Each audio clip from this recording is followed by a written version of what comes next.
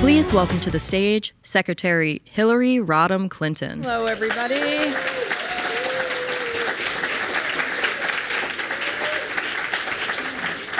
Well, welcome, and I'm so pleased that we can gather tonight for this really important event on a subject that doesn't get quite enough attention, but one that I feel really strongly about and have for many years. And it's wonderful to see students from SEPA and others. In fact, I hope that the students from SEPA will consider applying to the IGP Student Scholars Program, which is a terrific opportunity to work with leaders like the ones you're going to see on the panel, tackling global challenges. We have a great panel. I think that the purpose of this panel is to really demonstrate the importance of the CARE agenda and supporting families at a difficult time.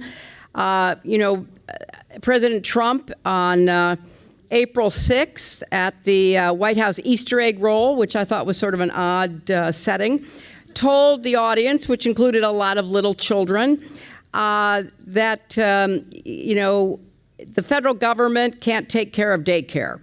And this is something he had said at a private setting to a group of supporters, but actually that's running against what is the mood in the country and the organizing energy behind creating an affordable agenda for families. And it's also about democracy. I have said that I think we need to be talking about affordability and accountability. They go hand in hand because our democracy is at risk.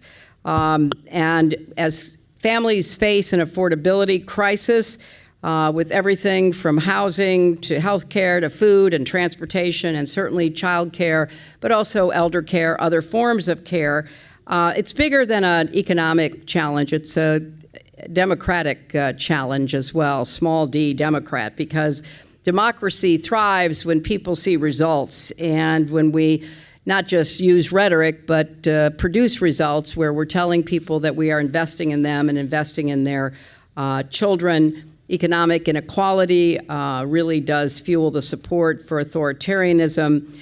And another Trumpism was that it's not possible to fund Medicaid and Medicare along with child care because we're fighting wars. So the affordability crisis, the democracy crisis are not separate. They reinforce each other.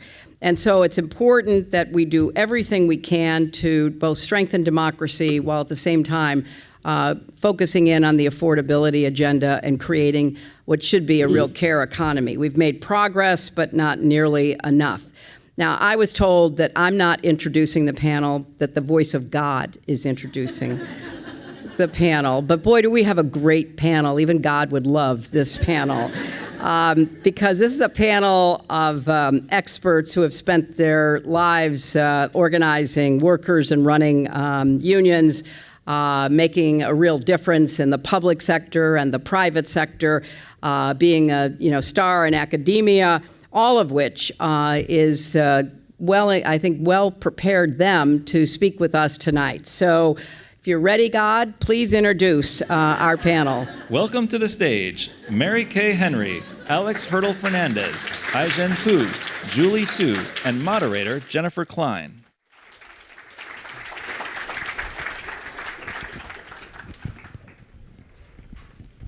Well, since God didn't say quite enough about this panel, I'm going to tell you a little bit about who they are. We first of all have Julie Su, who is the Deputy Mayor for Economic Justice with the new New York City government, but also the former Acting Secretary of Labor. I always dropped the acting myself. And before that, the Deputy Secretary of Labor in the Biden-Harris administration. We have Ai-jen Pu, who is the president of the National Domestic Workers Alliance.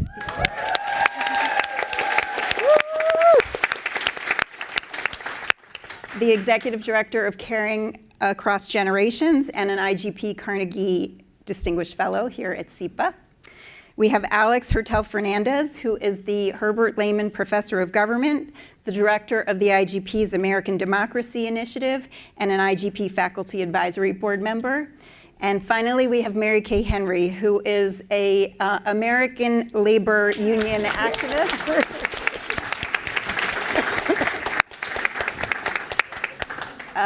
A labor activist, I say labor icon, and the former head of the former international president of the Service Employees International Union, and also an IGP Carnegie Distinguished Fellow. How lucky are we to have these people?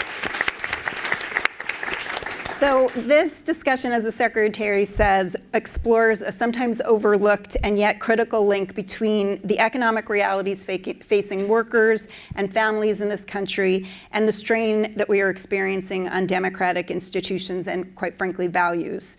We know from research, as well as the experience that each member of this panel has shared in practice as women, as movement leaders and government officials, that when workers' voices are at the center of policy debates, when the needs of working families are prioritized in policy choices, democratic participation and civic engagement improves.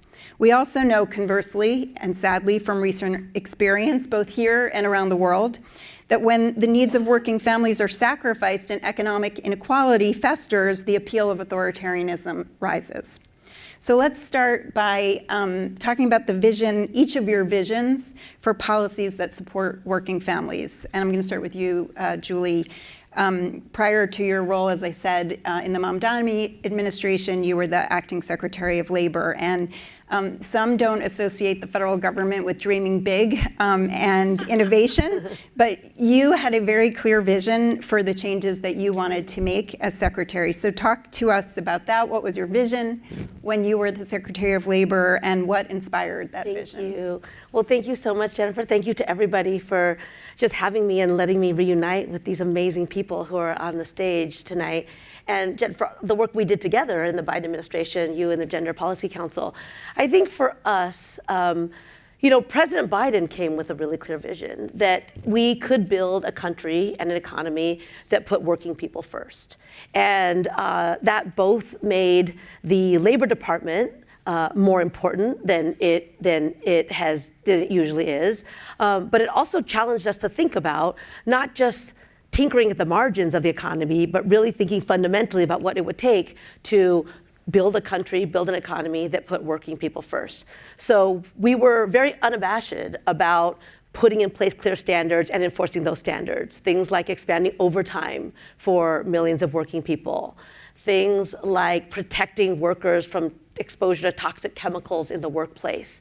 Things like retirement security, which still too few American workers get to enjoy. So we were very explicit about leaning in on those. Now, one of the things that I'm sure is going to come up through the course of this conversation is it takes a lot of work to build those things in.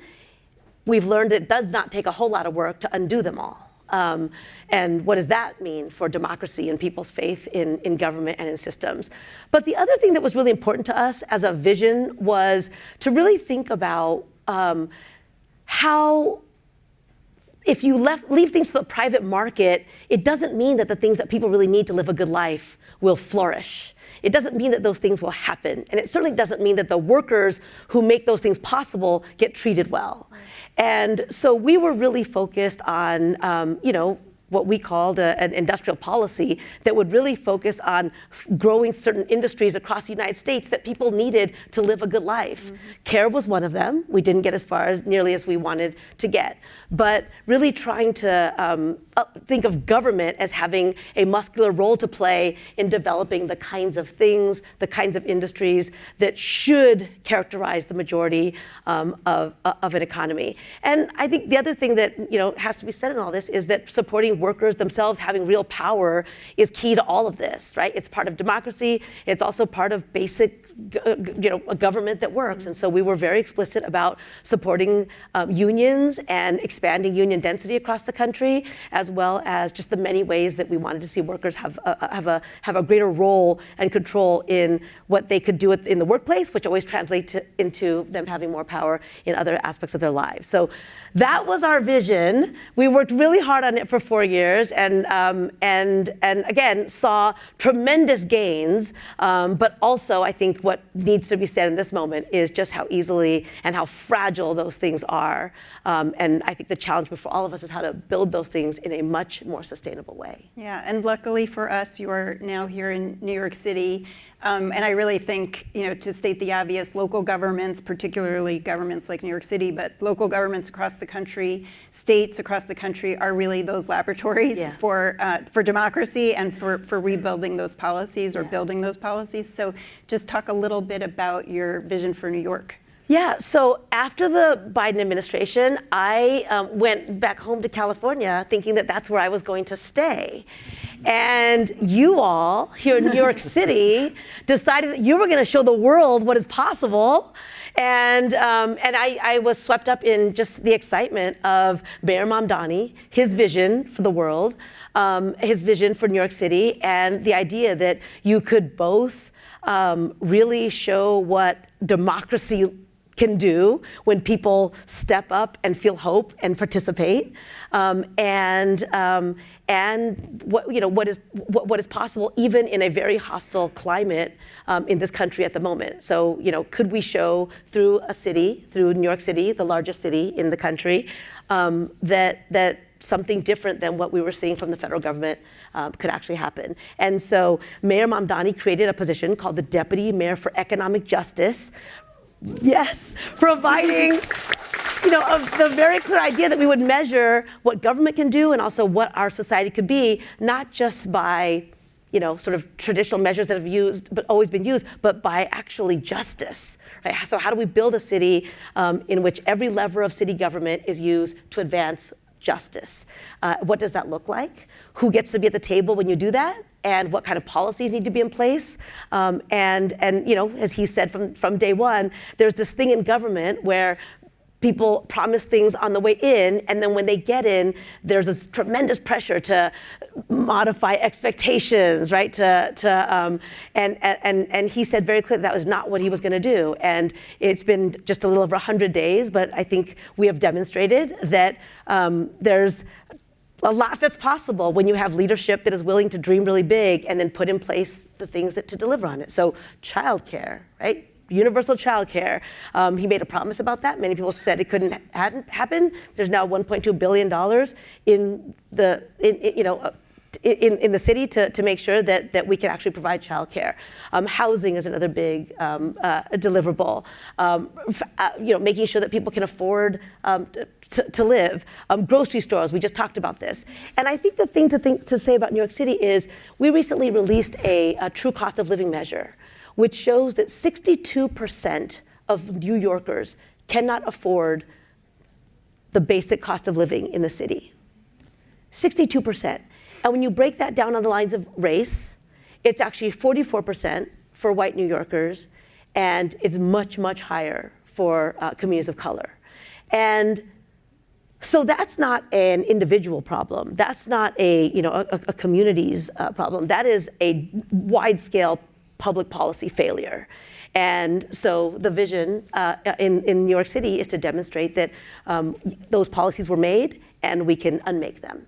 And that's what we are focused on doing. Thank you. So Aijen, turning to you, Julie has just already raised the importance of care, which, as you and I have talked about for many years, is an economic issue, as well as an issue that is, critical to working families. So tell us the current state of care, why it matters to working Americans, and then lay out for everybody here sort of your vision for both protecting care, but also imagining the next steps. You've talked about these sort of three Earths. So tell us how you think about it. Okay, but first, we didn't get to brag about you. Oh, please. And this is actually my dream panel right here. Like, this whole event is my dream event because Secretary Clinton is my hero, and we would not be here on CARE if it were not for her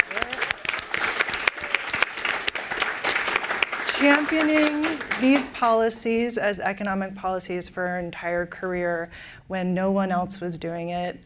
You were going to the mat for these issues and for our families, so thank you. And you pushing the CARE agenda through with Secretary Sue in the Biden administration delivered the most comprehensive executive order on CARE in the history of the country. Because I learned from her, and I'm now going to tell everyone a secret. I would remind certain people high up in the administration when they said, you know, I've decided that CARE is an economic issue. I'd say, yes, just like when the First Lady, Hillary Rodham Clinton, used to talk about that all the time when we did our giant child care proposal. So, yes. And Deputy Mayor, who as Labor Secretary championed low-wage workers like never before from that department. And it's why we have a whole bunch of members of the National Domestic Workers Alliance who are here. And so proud to have you as their Deputy Mayor for Economic Justice. What an amazing title. And Mary Kay Henry, who as the leader of SEIU welcomed domestic workers and so many excluded, marginalized workers of color with open arms into the labor movement and forced a way for us. So this is the dream, and I just want to recognize the incredible work that the National Domestic Workers Alliance members do every day to care for our families, to uphold the dignity of our aging loved ones, our disabled loved ones, to keep our homes safe and secure, to nurture our children. It's the work that makes everything else possible. And it's why this conversation is so important, because right now everything is at stake. We are dealing with unprecedented attacks on the minimal patchwork care infrastructure we have. We have so little infrastructure to support working families in this country. Every program we have is means tested. And so there's a whole segment, a majority actually, of our country who earn just enough not to be eligible for any kind of support when it comes to care, but not enough to afford the actual cost of care. And so it means that working families, right, across race, across geography, are on the front lines of the affordability crisis, choosing between childcare and gas and food, healthy food. I mean, these bear housing. And then you look at the situation of care workers in our country, where we just did a survey at the Domestic Workers Alliance, and it came back that 91% of domestic workers are facing food insecurity right now. 61% were unable to make a housing payment in the last month. It's a full-blown depression-level crisis for this workforce that we count on to take care of us, and it's getting worse with this administration's immigration agenda that is really horrifying, actually, ripping communities apart. And there was a recent study that showed that there's actually a spike in mortality rates because so many care workers are afraid to go to work and or being deported, right? And so this agenda is not just impacting immigrants. Because immigrants are a third of our care workforce, all of our families are being impacted in our entire capacity to get access to essential caregiving services that we need to live and work, right? And participate in society in every way is under threat. And that is just the beginning. Then there's the reality that this administration moved a budget that cut almost $1 trillion from Medicaid to fund more tax breaks for billionaires and this deportation agenda. And what that means, I mean, 70% of home care is funded through the Medicaid program. 70%. And so if we think about, and home care is actually, now we're getting a little bit into the weeds, but just to say it's an optional program in the Medicaid program. So as states are trying to figure out how you fill $1 trillion hole, these programs are at risk. Jobs, hundreds of thousands of jobs at risk, and then literally millions of families, their ability to access essential home-based care as family caregivers so they can go to work, the older adults who rely on caregivers for the basic activities of daily, I mean, it's just, there is no community that is not going to be impacted because care connects us all, and all of these attacks go straight to the heart of our ability to care for each other. Now, the good news is, could you get to the vision part? The good news is, okay, there is bright spots everywhere. And the movement for care that has just exploded since COVID is still growing by the minute and is delivering and implementing major wins. In New Mexico, they're implementing universal childcare funded. Yes, we can clap for that. Funded by a tax on fossil fuels. They've also just secured a protection for Medicaid in their budget at the state level. New York City and universal childcare in New York City, another beacon of hope. Washington State just started implementing the first long-term care benefit in the country that's universal, right? Everyone can get access to it. So there are these bright spots, and there are more emerging everywhere. Like the conversation, if you listen in cities and states, it is alive. And what we want to do is take this year, the care movement has decided to take this opportunity to go and listen to families. And so we are going out to every community, and we're going to be listening to having 1 million conversations with caregiving families about what they are experiencing. And we're going to be listening for the challenges, the joys, the things that they really need support with, the things that are hardest, right? The things they want, the problems they want solved, the problems they don't want solved. And the way that they describe their reality, so that when we are talking about these policies and these solutions, we are truly reflecting what everyday working families need and deserve in this country, which is the Earth 3 future vision that we think is possible. And we believe we need to put forward that kind of affirmative vision for affordable, universally accessible care for everyone as an inspiration for why democracy is so important, why it's so important to vote. Your vote is your care. It's your dreams for your family. It's your life, it's your community, and so we think that there's this virtuous cycle between care, a vision for care, listening to people, engaging people, and turning things around in our democracy. So we'll be having 1 million conversations. If you'd like to volunteer, we're recruiting volunteers for those conversations.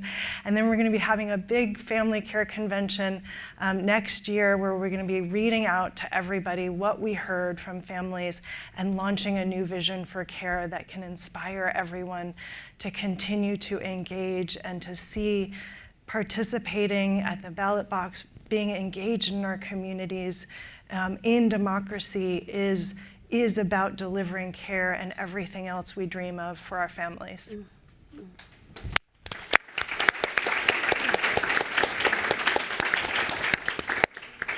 Mary Kay, I'm going to turn to you next. I mean, we've already been talking about this inflection point for good and bad reasons, but clearly an inflection point. And working Americans are under stress. They're worried about their job security. They're worried about high costs, including of care. So enlighten us. Tell us what your vision is, obviously just for the future, but also the labor movement's role in achieving that vision. Well, it's informed by what we've heard, from Julie and Ijen, and I'm sure soon from Alex.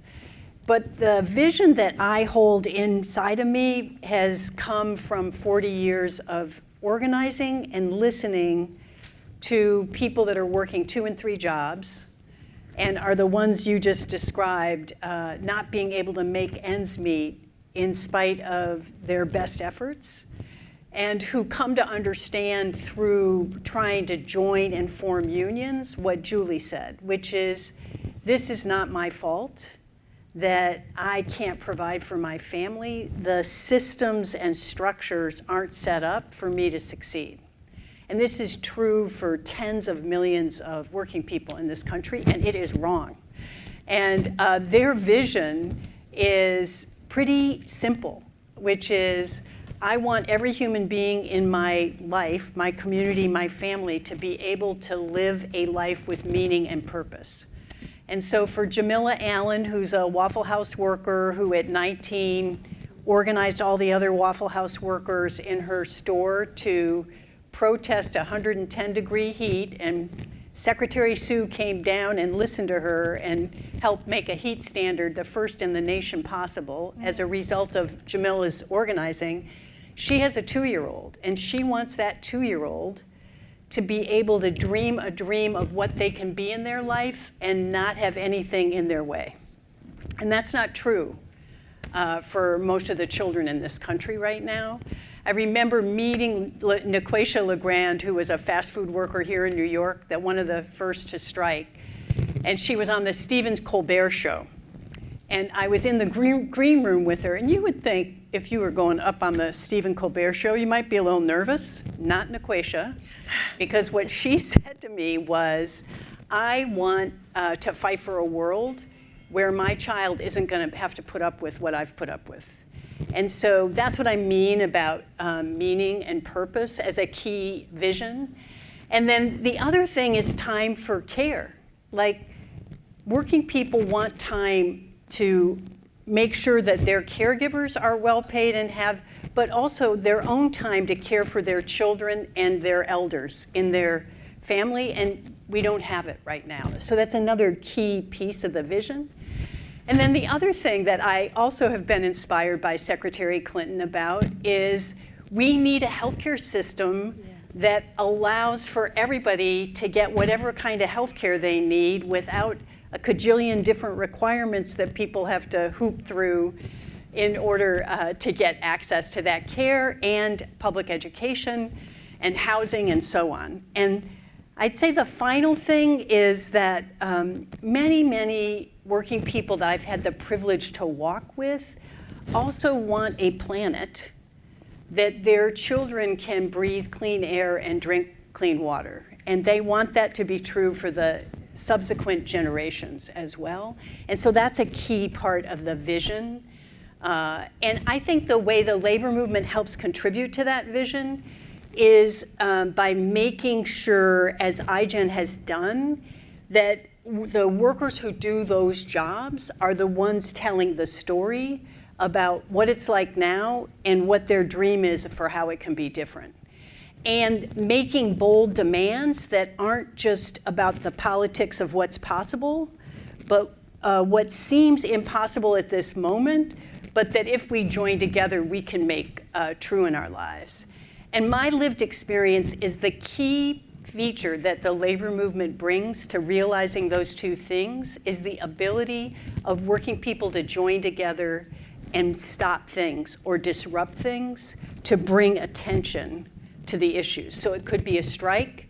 It could be for home care providers taking their loved one out on the front porch, the lawn, the sidewalk, and holding up a sign and posting it on social media, because striking is different depending on what kind of job you do. But in this moment where so much is threatened, I think the people of Minnesota just taught us all through no shop, no work, no school, what is possible when we decide no, not in our name, not in our communities, and being able to use the vehicle of the labor movement to help galvanize the rest of civil society to do that.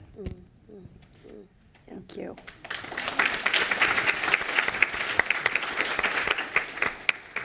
So Alex, you've written about how the failure of economic policy to address the needs of working families has generated a right-wing populist backlash against democracy, both here in the US and in many countries in Europe as well.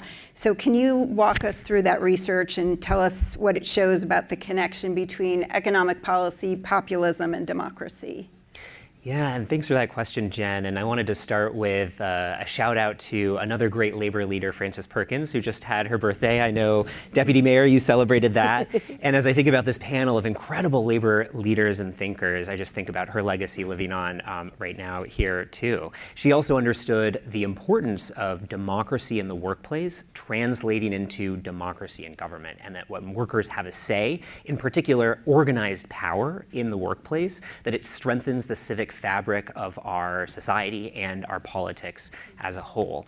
And that's what the research is increasingly telling us about the connection between the economy and democracy. So let me dig into that a little bit more. The research suggests that when government fails to meet the needs of working people, when they feel that government is not responsive to their economic lived reality, and especially when they're undergoing economic dislocations, it creates a well of resentment and grievances that can be mobilized by right-wing populist authoritarian leaders who galvanize around that kind of resentment and turn it into electoral success, and then also eventually democratic backsliding like we're seeing here in the United States and across many other rich democracies. We know, for instance, that in the United Kingdom, when the government cut back on NHS support for communities, it was those communities that had the hardest hit cuts that turned to the populist authoritarian right. This kind of mechanism is especially magnified when people feel that those scarce government resources and support are in creating competition between them and other outgroups, say immigrants. And this is where populist candidates and causes and campaigns can create that kind of sense of competition. And that's exactly what we've seen here in the US and other countries. Another important disruption that many people have experienced that has driven support for the populist authoritarian right is trade. And we've seen that decades of trade deals that have hollowed out good union jobs here in the United States and in other countries have contributed to the kind of grievances that can be mobilized by those kinds of populist authoritarian right-wing candidates. And then a final set of disruptions that we need to be attentive to are financial crises and recessions, something that may be coming down the pike, particularly when people feel like there have been inequitable terms of the bailouts and relief that are offered for people. So when working people feel that there's been a crisis and their needs haven't been addressed, but the financial elite managed to escape without any kind of retribution or even benefit handsomely from profits from that crisis, it again creates a well of resentments that can be tapped into by these authoritarian right-wing populist leaders with severe consequences for our democracy. So what does the research tell us about how we might overcome this? And in particular, what kind of policy making and movement organizing do we need to create economic policies that can really buttress democracy?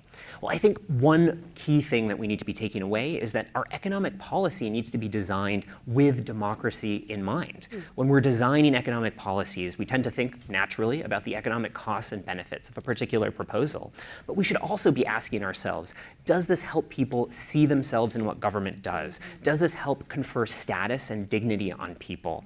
Does this help people think that government is responsive to their needs and democracy is working for them? Those are the kinds of outcomes that I think we should be thinking about as we're designing policies in think tanks, universities, movement groups, or frankly in government as well. That's going to require a shift in how we approach economic policy making, but it's one that I think is quite necessary. But that's not sufficient. We also need new ways of making policy to begin with.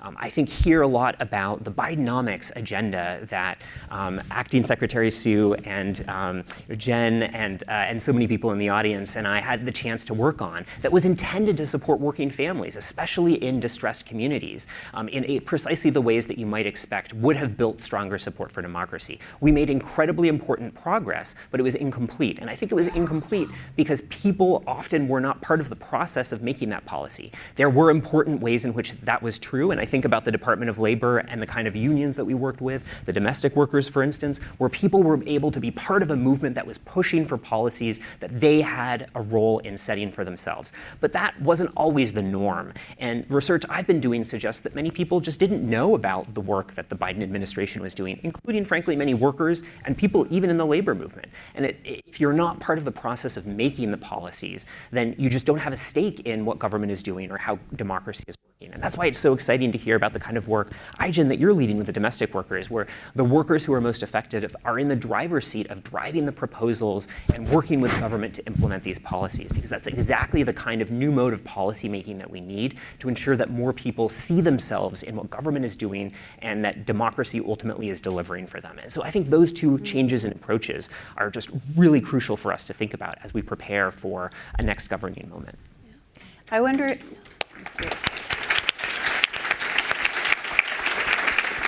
I wonder to pick up on Alex's really important points, opening it to the others of you. Do you think people, in your experience, see the importance of maintaining a functioning government, of sustaining democracy to their own economic situation and to their everyday lives? And if not, what do you think we need to do to help people draw those connections? Well, I'll start, I guess. I think that there is a tremendous amount of cynicism about the value of government, and much of that is being reinforced every day by what they're seeing on the national level, right? So, Ai-jen talked about it, right? The ways that government has weaponized its powers for bad, to attack communities, to cut needed benefits.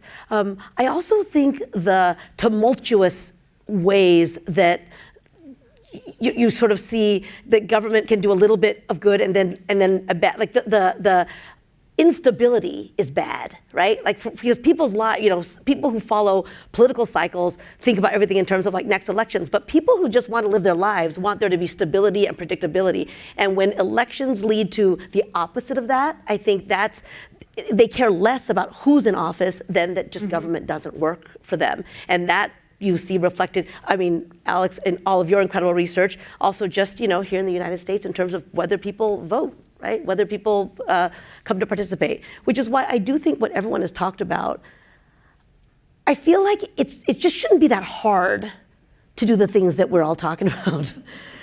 I don't know why it's so hard to do, and having done a lot of it, I'm not sure exactly why it's so hard to do, but there is such a tremendous, it's like really trying to move, right? Like it's the Sisyphus thing about trying to, move a rock that keeps rolling back down on you, when the idea of giving people a say in the circumstances of their lives is actually, it's pretty basic, right? It's listening, like you said. We recently did 5 borough rental ripoff hearings where we just invited people to come to talk about what the problem is with rent and their landlords and their housing situation. And it's true, we weren't going to be able to solve every problem as it came to us, but we were honest about saying we just wanted your voices in terms of what policies were actually needed. And it makes a difference when people get to participate and when people feel like their opinion is valued. Now, I also think there has to be another step to that, though, right? Which is beyond the listening. There has to be the ability to deliver stuff.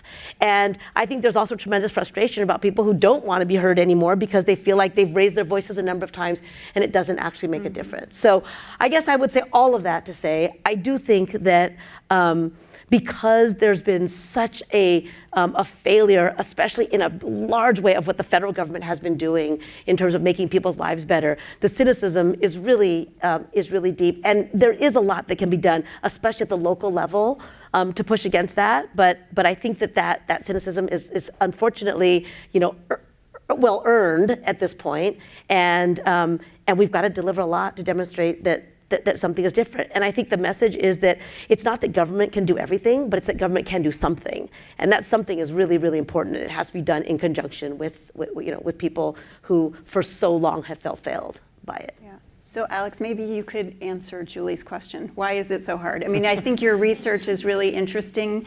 You've already uncovered that even the act of participating in policy making and being asked, but also, to Julie's point, really listened to is important. So how do you translate that into good policies that work for working families?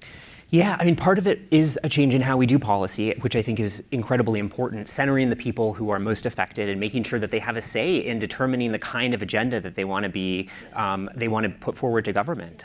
So that's part of it. But let's not forget, too, that when we think about some of these policies that we're trying to enact, that they're going to create costs on some communities, particularly very wealthy individuals, for instance, or in some cases businesses, and those groups are going to push back. And this is another way in which the economy and democracy are so tightly linked. I talked a little bit about how when government fails to address the needs of working people, it creates resentments that can then fuel anti-democratic candidates.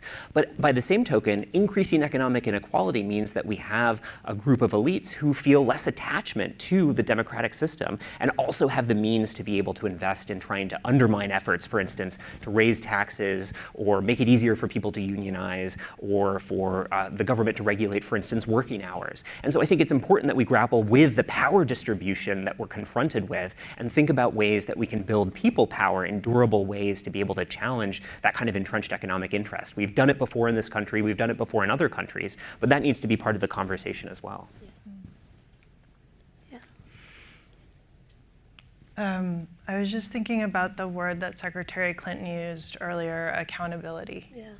And I think that the reality is in our country today that most working people do not feel like our institutions are accountable to them, right? And truly, if we really think about it, the only truly accountable institutions to working people are labor unions, right? And that is why labor unions, it's another argument for why labor unions are so important to functioning democracies, because people have to experience that actual feeling of being a part of something, an institution and a process where there is real accountability, in order to be able to imagine it in the society and build it and invest in it and participate in it in an ongoing and durable way. So I feel like we need these institutions like unions and as many of our institutions as possible to be thinking about what does it mean to be accountable anew to working people today in this country. And the more of our civil society, the more of our government, the more all of us, and our economic institutions in particular. I mean, there is just like, it's like the Wild West out there, total impunity. You know, it's like, these people get away with so much. It's unbelievable, the corruption and the grift and so we just have to, we have to take seriously this question of accountability in a whole new way, all of us at every level, including government. Yeah. You know, I've often wondered in the course of the Fight for 15, where we were thinking about 64 million workers in the US that earned less than 15 when the demand first got made. And I had the experience of individual leaders who were a part of getting a $15 through a state or a city or a county, either through a ballot measure or by electing candidates that were willing. That it was the first experience they'd had in their lives where participating at the ballot box made a difference to their daily life. That connection was so tight. But what I always thought was it impacted the leadership of the movement. But if 26 million people got a raise because of government action, what if we had thought back then, how do we build an organization of those 26 million? Because if we could do that, why couldn't we win scheduling and healthcare and housing and what? And we didn't have the imagination, because I think what I've heard from Julie, Ijen, and Alex is there has to be a reinforcement, because the cynicism is so great and the distance between my daily life and what so-called government does is so vast, and the economic inequality is growing daily on the grift and corruption, that people's faith that voting is going to then somehow make their family's life better is broken. And faith only gets rebuilt in community, in my experience. And so I think the other thing that we have to add in here on the restoration of government is how do we build more vibrant, durable, and growing both community and union organizations in our society in order to sort of help people hold the long view. Because then it's sort of like, okay, it may not be better for me in my lifetime, but I'm damn sure going to make it better for my children, my grandchildren, and the next generation, you know?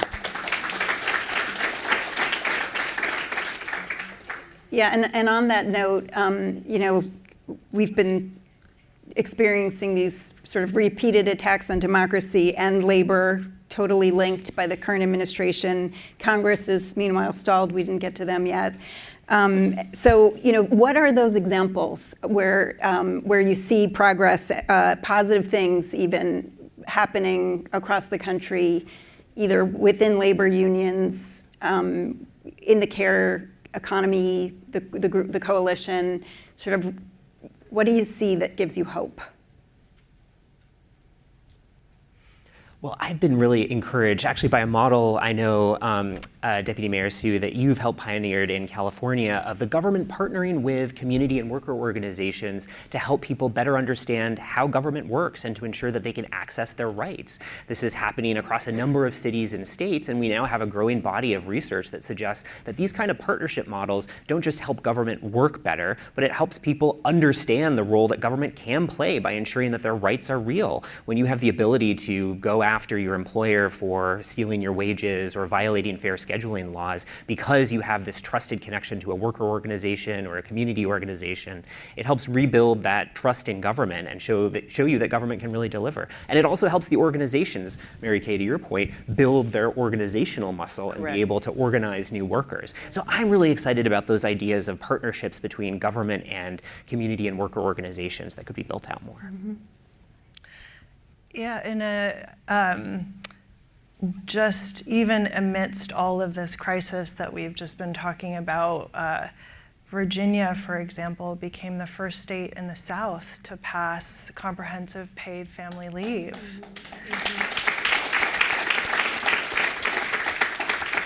And that is because for years, people organized, right? And came together across sectors, and it was like unions and community groups and, you know, domestic workers knocking doors, and it took a long time, but it happened, and it happened this year. And so I think it's like we have to never cede the idea that we have the ability to actually make history, right? And how do we remind each other that even especially in the darkest of times, I think is so important. So if in the Deep South we can win paid leave in the year of our Lord 2026, right? We have reason to know that like there is a point to all of this, and we have to keep going.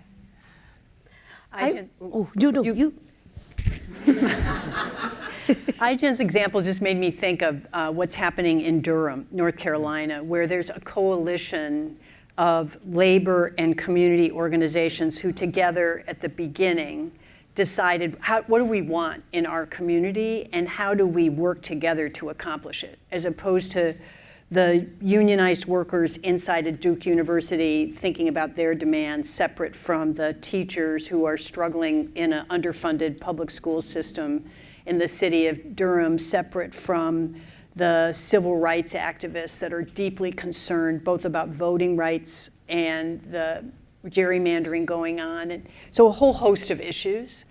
And they're thinking about how to hold the biggest employers in their community accountable to financing the solution as we think about the meta need nationally to change our tax structure in this country, which people understand is part of the long haul.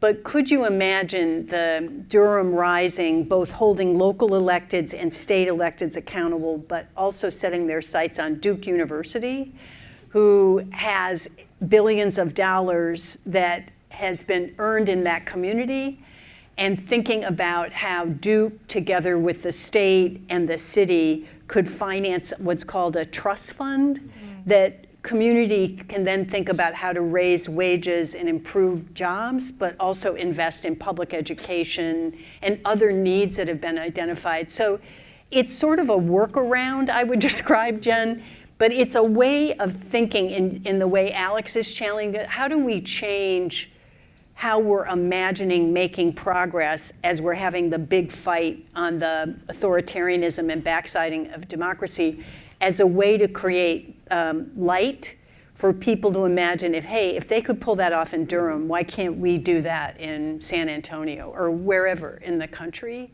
So I think any of these points of progress where there are these kind of unusual formations that make both economic and democratic process are really critical to be able to fuel people's sense of, I can believe again, basically. Yeah. I'll build on that to say, I think there's tremendous reasons for hope, despite, I think, what we've all shared, which are the mighty headwinds to progress and true economic justice. And building on the examples, I mean, there are workers who are organizing against the most impossible odds in places, and they're winning, right? There's, right, like auto workers in Chattanooga, Tennessee have a contract. And I always say, people who say that workers in the South can't be organized, black workers in the South can't be organized, I always say, you haven't met black workers in the South. Because people are actually doing this, again, against really great odds. And baristas and warehouse workers taking on these global behemoths who have everything, all the money in the world and all the time to fight them, still feeling like there's something to be gained from joining together and facing down a big corporation. I feel, when people ask me, what keeps you going? I always feel like, at the very least, those of us in any position of power should work a fraction as hard as those workers who are doing that every single day, and that makes a big difference. And then I'll just say one thing, because I think I'm the only person currently in government who's sitting on this panel, so I want to say, New York City gives me hope.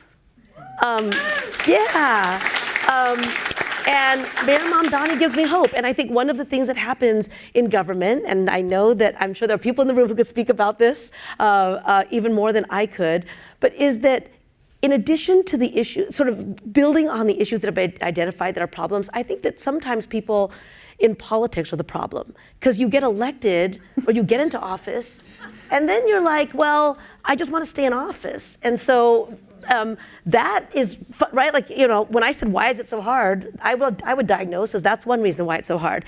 And what's so incredible about New York City and about the mayor is that he's got a completely different idea about what it means to be in office. And if you can't deliver what you said you were going to deliver, you have no business being in office, right? And so that should give us all hope that if you have people willing to do that and to face, each day with the same courage that workers face, and you sit in a position of political power, I think that makes a very big difference. I also think you all are doing a great job telling the story of what government does for people in our current media environment. Like the way that this administration is communicating with New Yorkers every day, multiple times a day, about the last pothole that got filled and the grocery store that opened and the snow that needs shoveling. Like, people deserve to hear what's going on in the channels where they are. And this administration, you all have figured out how to do it. And that is so, so important, because government in so many instances has done really great things that nobody knows about, right? And we can't let that happen anymore. That's just not the world that we live in anymore. Yeah. So we have a few more minutes for questions. I'm going to take 3 at a time. So if you have a question, there are mics. I don't see them yet. Oh, they're going to move around, but just raise your hand. Somebody will come to you, and we'll take 3.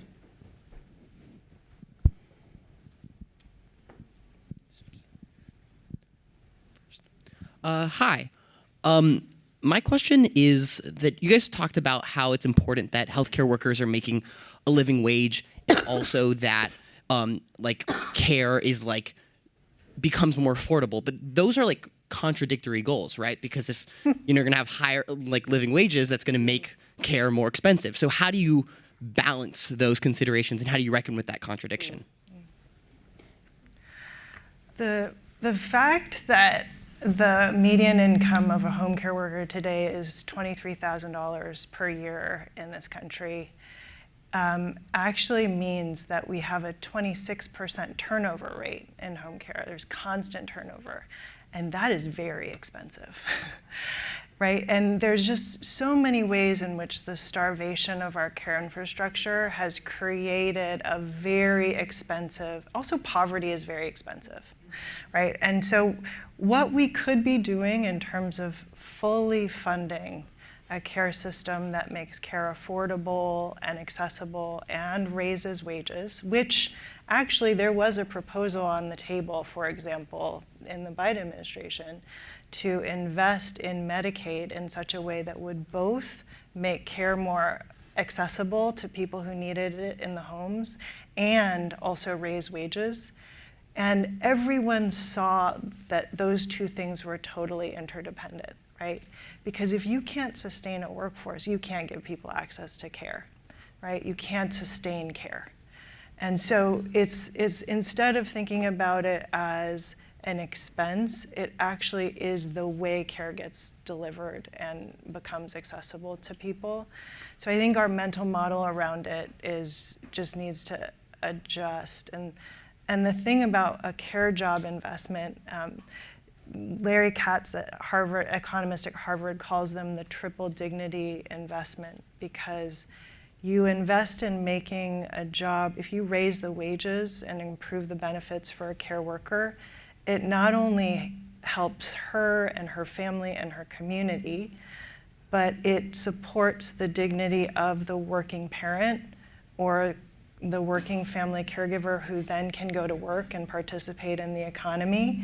And it supports the potential of the child for child care workers to have the essential support they need to fully flourish in life, or it supports the dignity and quality of life of a disabled person or an older adult. It's such a win, win, win, win, win.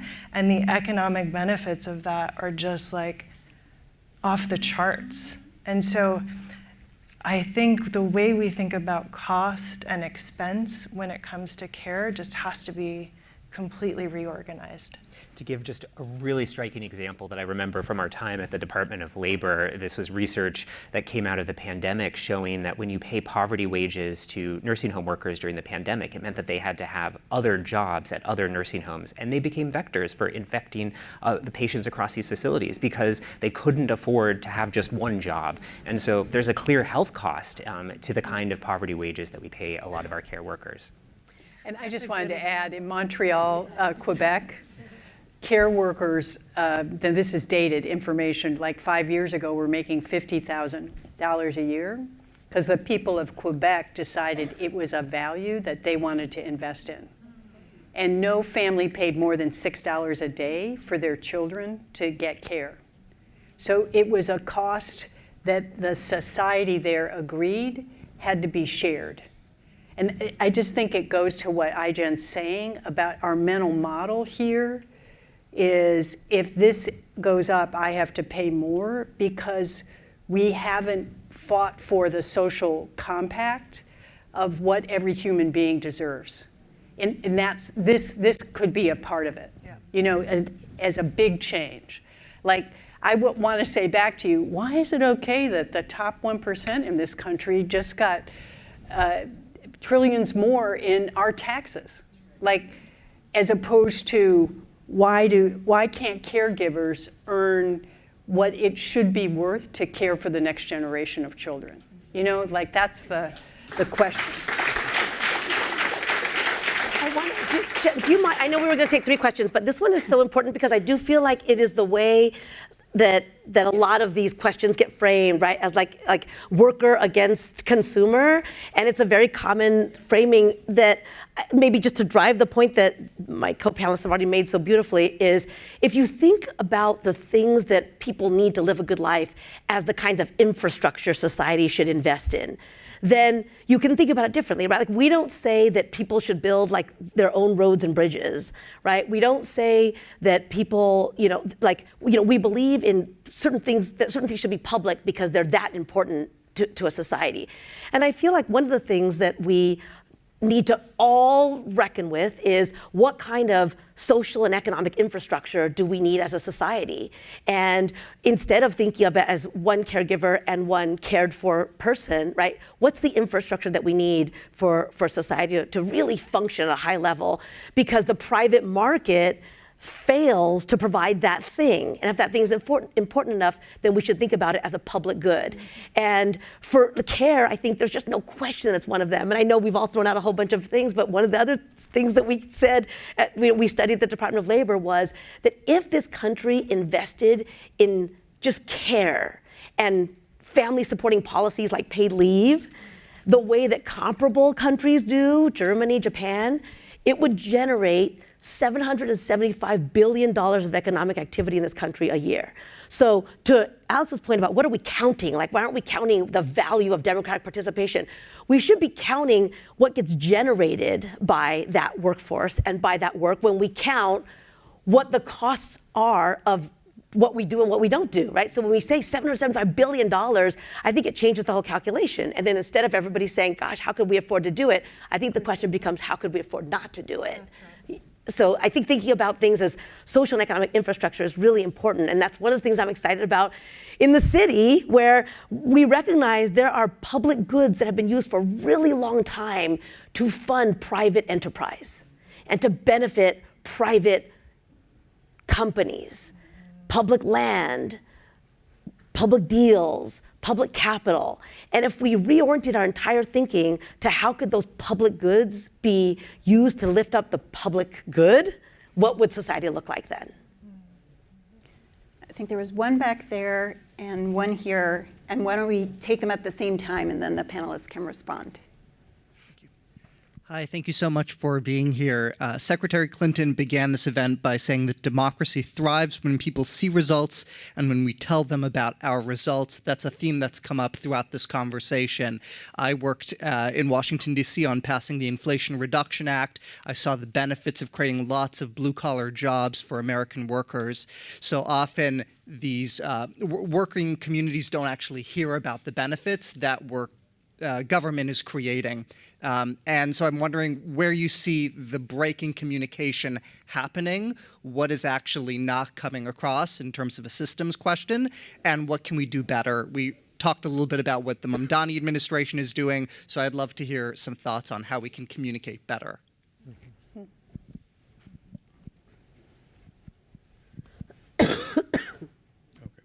Thank you. And as a SEPA alum, I'm so glad for this panel to see the economic policy work come down to the workforce and working families level. Economic policy is often talked about in terms of redistribution, which you've just described can be very expensive when there aren't high labor standards, or increasingly predistribution.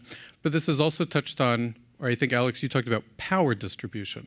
And how can worker voice or workers be incorporated when the terms of the system are so inequitable and they don't have a stake in the economy.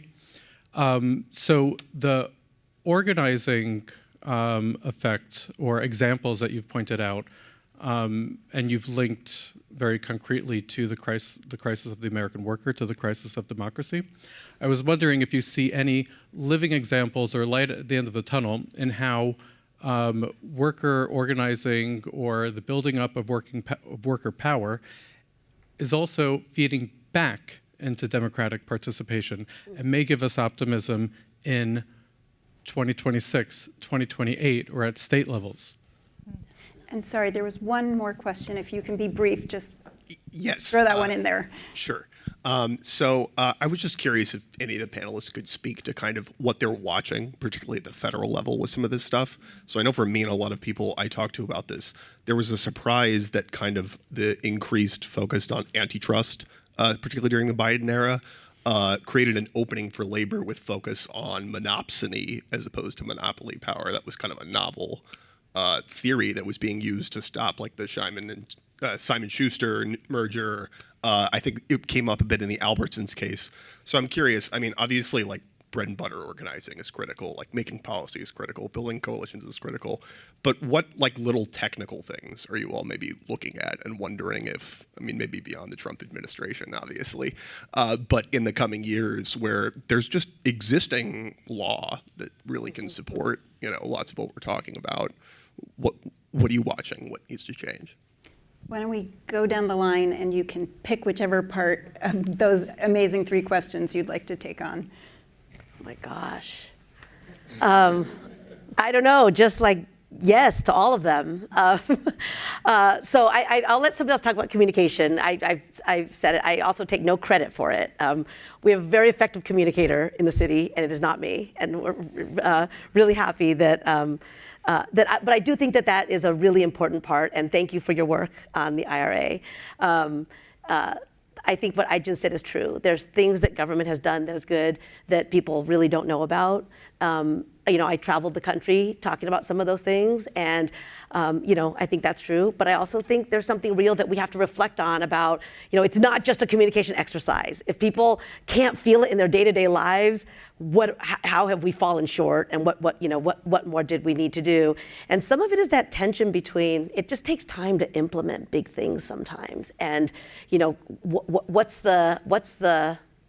how do you get enough time to do the things that need to be done while recognizing that people need to feel that their lives get better on a day-to-day basis. And I do think what we've talked about in terms of people getting to participate is a big part of that, and maybe that goes to your question. I will say I have definitely seen that idea that if you think about power differently, who gets to decide, who's at the table, whose decisions take precedent, whose priorities inform how, just to say government, but how policy gets made. I think it makes a tremendous difference. I don't think working people expect to win every battle. People know that they won't. But the idea that you get to be heard and that being heard is actually real. It's not pro forma, it's not a performance, it's not for politics' sake. People know, and I think that makes a really big difference. And that, I think, is a lot of what we're doing now, right? Which is like you communicate things even if you don't know if you're gonna be able to deliver them. All right, I think that's a big shift for a lot of in politics, and you're also honest when you haven't, right? Like you acknowledge where you wish there had been a different outcome, and you commit to continuing to do the work. I think those things are really important. I love what you said, and I think it's funny that you called fighting monopsony power a small technical thing.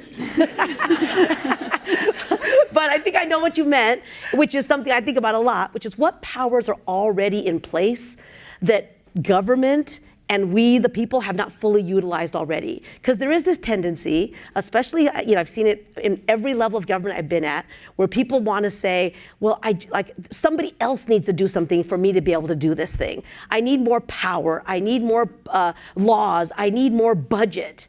And the reality is there are tremendous powers that agencies already have that they haven't fully utilized, that over years have just been eroded through conservative interpretation, risk aversion, right? People don't want to do something and then be challenged for it, and lose when they're challenged. I'd far rather we lose because we were challenged for fighting for something really, really big than not have tried to do that fight, right? So I think there's a whole bunch of things in that. I mean, I'll just say one little thing within New York City, right? New York City workers have organized for a lot of really big gains just at the city level alone.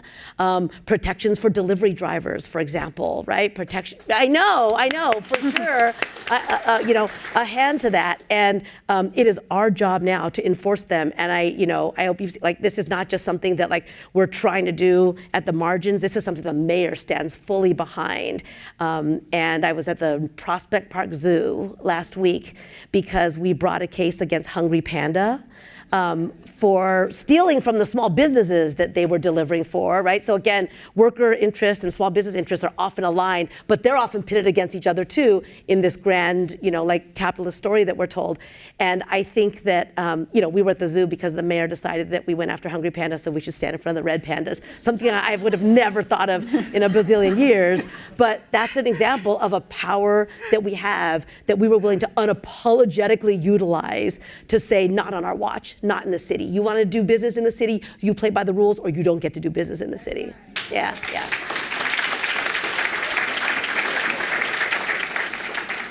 That was a panda mic drop. That was so good.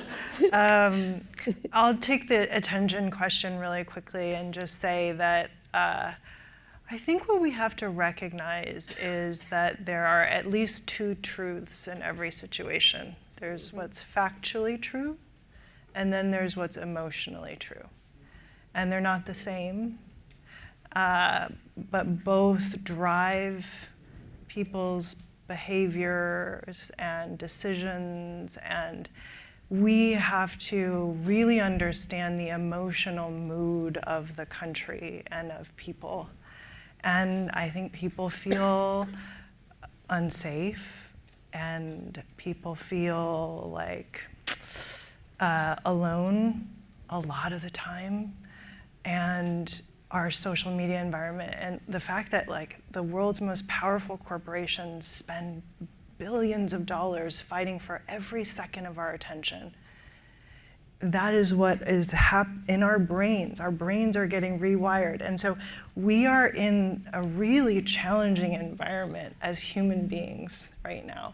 And so everything we do, we have to understand, people are kind of going through it right now, and we have to meet people as whole people, and not expect that just because you explain to them that this policy is good for them, it's going to matter. There's a set of things where that, and organizers know, it's like this famous Maya Angelou quote of people don't remember what you say, they remember how you make them feel, right?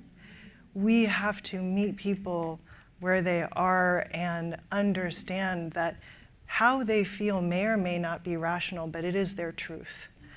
And if we expect them to feel seen and heard and build systems that are reflective of their realities, we have to contend with that. And if we want to reach people, we have to contend with that.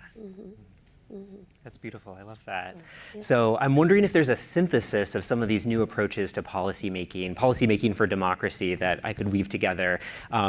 Bear with me. These are the 3 Ps: pandas, an attention-oriented approach, perception that takes into account people's identities and the lived experiences that they're having, and the 3rd P I would offer to you is power. How are we using the policymaking power to build up the voices, and especially the collective voices, as we've heard from Mary Kay, how powerful it is when people have an organization to channel their interest and their political activity into. How are we using the policymaking process to build up the collective power of workers, of parents, of communities that have been neglected for far too long? And when I think about models for that, I think about naturally the New Deal, a moment when democracy was being questioned, when it was not for a foregone conclusion that the US was going to continue with a liberal democracy. And I mentioned at the start, Frances Perkins, the FDR administration, including through Secretary of Labor Frances Perkins, really took seriously the idea of policymaking as both power building for workers through things like the creation of the National Labor Relations Act that created the structure for workers to organize into unions, created structures for farmers to organize for that matter. But they also took seriously the importance of power breaking. And I think that needs to be part of the conversation too. When we think about, for instance, the kind of interests that are opposed to the Earth 3 that we want to build, how are we using policy to dismantle the power structures that we know are in opposition to the kind of vision that we want? I think we need more of that kind of orientation to policymaking as power shifting in the kind of policy planning we do, the kind of movement work that we do, and in the kind of conversations that we have about what comes next. I thought that was a great summary, Jen. But I'll just add an example to 2 of the questions, which is, I think what iGen does within the CARE movement, so it's the National Domestic Workers Organization that's so represented here, in addition to the caring across generations it's like 200 organizations. The Care Can't Wait Coalition. Yeah, the Care. She takes every action of government and figures out a way to tell a story about it that is accessible. It isn't that we passed the Inflation Reduction Act. It's that President Biden signed an executive order because Congress didn't have the guts to finance the care agenda inside. Was it inside the? I can't remember which bill we were trying to get it in. It was. Inflation reduction. Yeah, that it got cut All out. of the above. It was tried numerous times. Here's what that means for you. And every member of every organization cascaded that down through our organization so it could speak to millions. And I was thinking about that when you talked about the IRA and the conversations I had with the unions in the building and construction trades who needed the same iGen model of cascading down because of how profound the investment was for that part of the workforce. You know what I mean? And many of those, the Carpenters Union did it in a way that helped their families understand that there wasn't a care investment, but that we had to participate in the 24 presidential in order to get the care investment, like the unfinished business of that dream done. So I think that I would just add the dimension being that her leadership and model inside the care movement should be used across the economy, in my experience, because it is so incredibly well done. And I would add to that in closing that the other part of the model, which all of you embodied, is the relationship between the movement and the worker organizers on the outside and the relationships with government on the inside. Because I think many of the successes that we've seen, whether that's at local government or in the federal level and state governments, are because there is a working coalition that brings in the voices from the outside and the policymakers on the inside, and vice versa. Definitely. So I want to thank this amazing group of people for agreeing to join us. Thank you, Jen. And thank all of you for spending your time talking about this important topic. So thanks so much. Thank you, Jen. Thank you, Jen. Thank you.